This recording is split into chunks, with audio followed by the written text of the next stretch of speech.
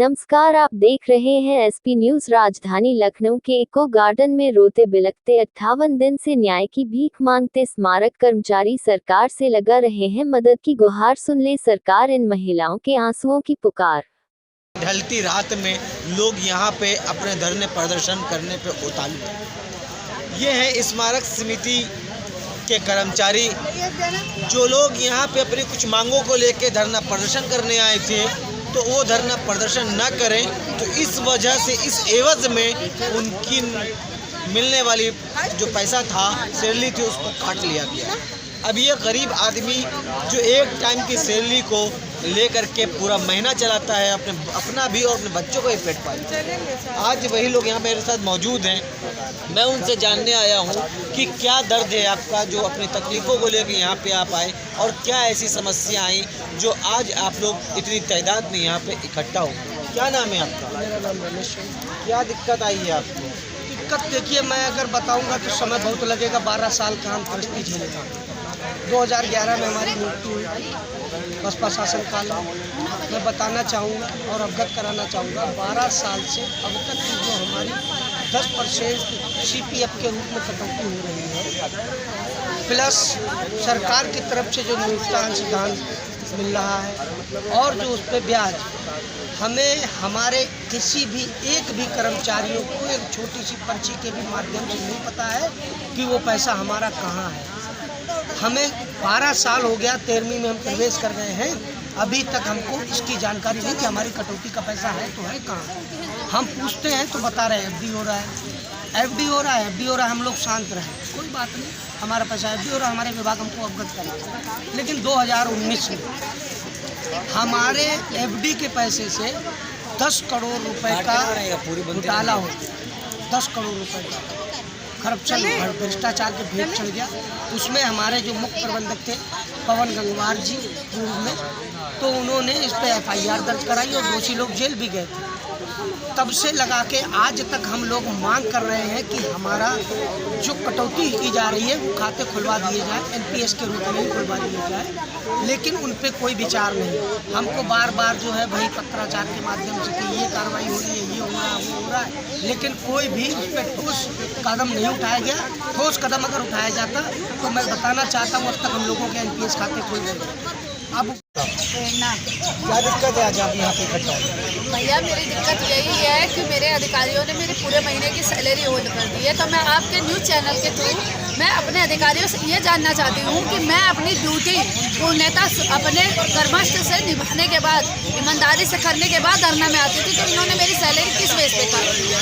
अगर इन्होंने काटी है तो जैसे पूर्व में सबकी आगे सैलरी काटी गई थी वैसे काटते। इन्होंने मेरी पूरे महीने की सैलरी होल्ड कर दी है। अब आप मुझे बताइए, मैं अपने बच्चे का इलाज कैसे करवाऊँ, अपने घर का राशन कैसे दूँ, अपने रूम का किराया कैसे दूँ? अपने बच्चे की 4 महीने से फीस नहीं जमा कर पाई हूँ मैं, क्योंकि मेरे ऊपर और जिम्मेदारियाँ हैं, मुझे वो भी निभानी पड़ती है। अब तो इन्होंने मेरी पूरी सैलरी होल्ड कर दी। अब बताइए, मैं अपने बच्चे की फीस कैसे जमा करूँ, अपने रूम का किराया कैसे दूँ, और अपने घर का राशन कैसे भरूँ? अगर अधिकारी चाहते हैं कि मैं उनके घर में आके काम करूँ तो ये तो वो नहीं रहा। अगर वो चाहते हैं कि वो मैं उनके घर में आके काम करूँ तो वो बाकायदे जैसे स्पष्टीकरण देते हैं, नोटिस देते हैं कि ये आपकी त्रुटि है और ये आपकी गलती है, आप इसका जाना दीजिए, तो मैं तैयार रहती हूँ। वैसे ये नोटिस में स्पष्ट करके लिख के दे कि मैं आपके काम से गेट पर नहीं संतुष्ट हूँ, तो आप मेरे घर में आके मेरी गुलामी करें।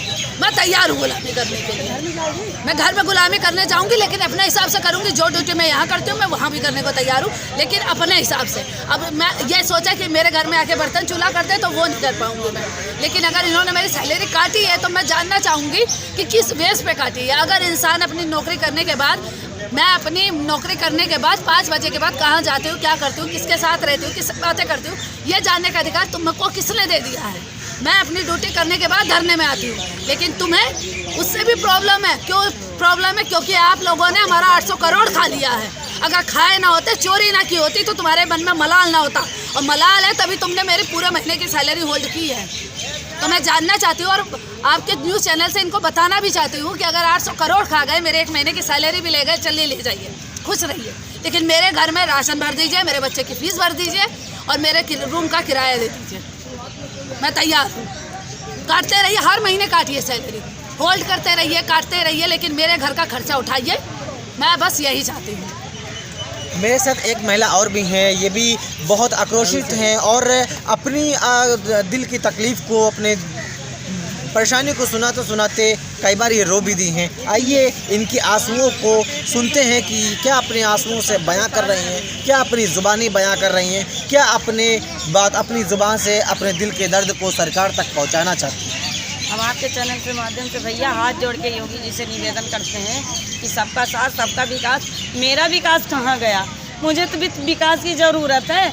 आज 58 दिन से मैं धरने पे बैठी, पूरी टंडी बिता दी इसी पल्ली पे बैठ के। क्या मुझे अपने प्राण का पीड़ा नहीं है, दर्द नहीं है शरीर का? और इतना तबीयत मेरी खराब कि आपसे क्या बताएं भैया, मैं अपना ढंग का इलाज नहीं करवा पा रहे। पिछले महीने मेरा वेतन काट दिया, इस महीने पूरे साफ कर दिए। किस अधिकार से काट रहे हैं? हम ये नहीं समझ पा रहे भैया। अभी कुछ 2-3 दिन पहले ऐसे एक कर्मचारी को इन लोग धमकी आए थे, डिप्रेशन में दिए थे। किसने धमकाया था? यही अधिकारी ने। उस अधिकारी का वही इसी क्षेत्र में वो काम करता है, इको गार्डन का था, यहाँ का धमकी आए थे और वो डिप्रेशन में चल के हार्ट अटैक हो गया, ख़त्म हो गया। वैसे अधिकारी हम लोग को भैया अपना अधिकार मांगने के लिए हम लोग को डिप्रेशन में दे रहे हैं कि तनख्वाह काट लो, हार्ट अटैक हो जाएगा, ऐसे चली जाएंगी, क्या कर लेंगे मेरा? तो ऐसे अभी तक कितने लोग अभी तक भैया ये 200 लोग, लगभग 200 लोग, 173 लोग के बच्चे रोड पे आ गए। वही इनकी नीयत है कि हम भी, हमारे बच्चे भी रोड पे आए, वही नीयत है भैया। 58 दिन में भैया 6 लोग ख़त्म हो गए, ये लोग डिप्रेशन दे के अब वही डिप्रेशन फिर दे रहे हैं। बताइए जितने भाई हैं लड़ रहे हैं उनके अधिकार के लिए, अपने अधिकार के लिए, ये अत्याचार कर रहे हैं कि नहीं कर रहे हैं?